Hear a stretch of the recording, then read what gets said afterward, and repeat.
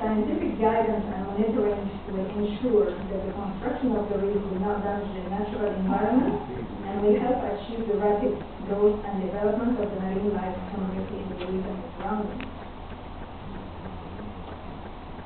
I am not going to introduce SLAG because SLAG is very well known to everybody attending this conference.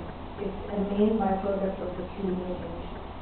It has been used in many different applications, ranging from road paving, fertilizers, tracking by composting materials, filter sewage, other wastewater, removal excess phosphorus, and it is very widely recognized as being an environmental friendly product.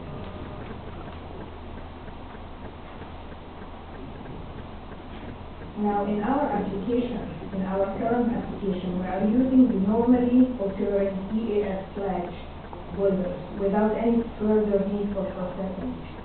It is of utmost importance to notice that the boulders, due to their naturally occurring random shapes and size, offer a great interlocking system, which over the time will eventually bond to each other by producing calcium carbonate, therefore stabilizing itself and strongly resisting to the water current. Another excellent result of the irregularity of the